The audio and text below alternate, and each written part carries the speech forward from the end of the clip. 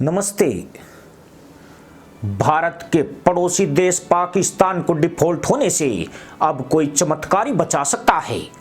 मदरसा मुल्क में खतरे की घंटी बजी हुई है और सिर्फ 14 दिन ही बचे हैं जब 30 जून को आईएमएफ प्रोग्राम खत्म हो जाएगा। परिस्थितियों के लिहाज से देखें तो इस अवधि में पाकिस्तान को आईएमएफ से खैरात मिलने की कोई उम्मीद नजर नहीं आ रही है। वक्त बहुत ही सीमित बचा है और पाकिस्तान की सरकार की ओर से ऐसे कदम नहीं उठाए गए हैं जिससे आईएमएफ के रवैये में बदलाव आता दिख रहा हो। पाकिस्तान के बजट से आईएमएफ नाखुश है और अब उसने इसे एक हथियार के तौर पर इस्तेमाल करना शुरू कर दिया है। यही वजह है कि पाकिस्तान आरोप लगा रहा है कि आईएमएफ उसे दिवालिया होते देखना चाहता है और जानबूझकर बेल आउट पैकेज में डंगा लगा रहा है। एक साल से चल रही लंबी बातचीत के बाद भी मदरसा मुल्क और अंतर्राष्ट्रीय मुद्रा कोष के बीच कोई समझौता नहीं हो पाया है। जैसे जैसे पाकिस्तान की आर्थिक मुश्किलें बढ़ रही है, भिखारी और जाहिल नेताओं की आईएमएफ के प्रति झुंझलाहट सामने आने लगी है। यानी स्थिति बेगम मांगे अठन्नी मुल्ला जी खाए चक्कर घिन्नी जैसी हो गई है। पाकिस्तान की आर्थिक स्थिति कितनी गंभीर है इसका अंदाजा इसी से लग जाता है कि उसके वित्त पोषण में $2 अरब का गैप आ रहा है। यही नहीं, एक्सचेंज रेट पॉलिसी भी आईएमएफ के पैकेज में बड़ी बाधा बना हुआ है। पाकिस्तान ने $1 अरब का चीनी कर्ज हाल में ही लौटा दिया है, जिससे उसका विदेशी मुद्रा भंडार $3 अरब के नीचे पहुंच गया है। मदरसा मुल्क के लिए यह बेहद ही खतरनाक स्थिति है क्योंकि उसे आयात करने के लिए भी डॉलर की जरूरत है, जबकि दिसंबर के अंत तक उसे $6 अरब का कर्ज भी चुकता करना है। इस बीच अमेरिकी डॉलर के मुकाबले पाकिस्तानी रुपए पर दबाव बढ़ता जा रहा है। इंटरबैंक बाजार में यूएस डॉलर के मुकाबले पाकिस्तानी करेंसी ₹287 पर कारोबार कर रही है। 2023-24 के लिए पाकिस्तान के बजट से आईएमएफ भड़का हुआ है।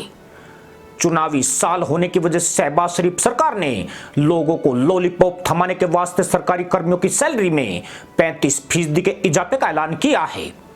इससे आईएमएफ से बेल आउट पैकेज की संभावना और कमजोर पड़ गई है।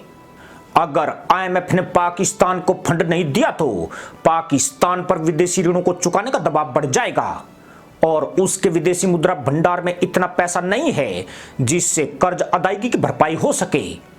तब पाकिस्तान के सामने डिफॉल्ट करने के अलावा कोई चारा नहीं बचेगा। खास बात यह है कि 1 जुलाई से पाकिस्तान का नया वित्त वर्ष शुरू हो रहा है।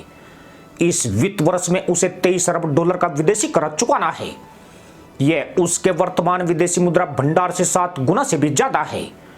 अधिकांश कर्ज पाकिस्तान ने रियायती बहुपक्षीय और द्विपक्षीय स्रोतों से लिया है, जिसमें चीन का एक बड़ा हिस्सा है।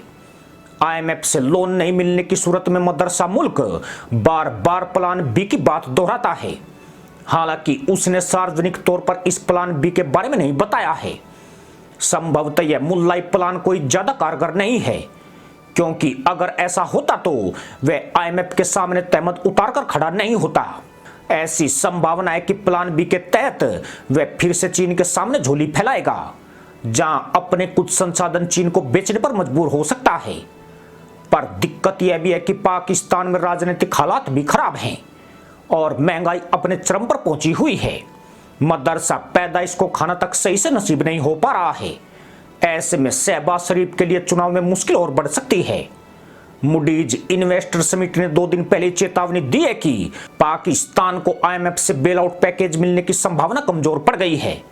इसके चलते देश एक संप्रभु डिफॉल्ट होने के करीब पहुंच गया है और शहबाज सरकार कर्ज चुकाने में विफल साबित हो रही है। देश के डिफॉल्ट होने की बढ़ती आशंकाओं के बीच अब मुल्लाओं में भी अभी से हड़कंप के हालात बन गए हैं। लोगों ने जिन्ना छाप नोट को वापस करके उसे डॉलर में जमा करना शुरू कर दिया है। यही नहीं, देश में जमाखोरी की घटनाओं में अभूतपूर्व वृद्धि हुई है, जिसके चलते पाकिस्तानी करेंसी लगातार कमजोर हो रही है और खाद्यान्न की कीमतों में जबरदस्त उछाल आया है। पर देखने वाली बात यह होगी कि मदरसा पैदाइश के मुल्लाई हथकंडे क्या उसका बेड़ा पार कर पाएंगे या फिर इस बार वह श्रीलंका के हालात में फंस जाएगा। यूं भी आईएमएफ के साथ ऋण को पुनर्जीवित करने की म्याद 30 जून यानी 2 हफ्ते में खत्म हो रही है। मंगलवार को आईएमएफ मिशन प्रमुख नाथन पोर्टर के साथ वित्त मंत्री इसाक डार की वर्चुअल मीटिंग बेनतीजा रही है। अब एक और दौर की बैठक होनी है, लेकिन खुद पाकिस्तान को आईएमएफ से ज्यादा उम्मीदें नहीं है। इसी के साथ अनुमति दोस्तों, जय जवान जय किसान जय हिंद वंदे मातरम।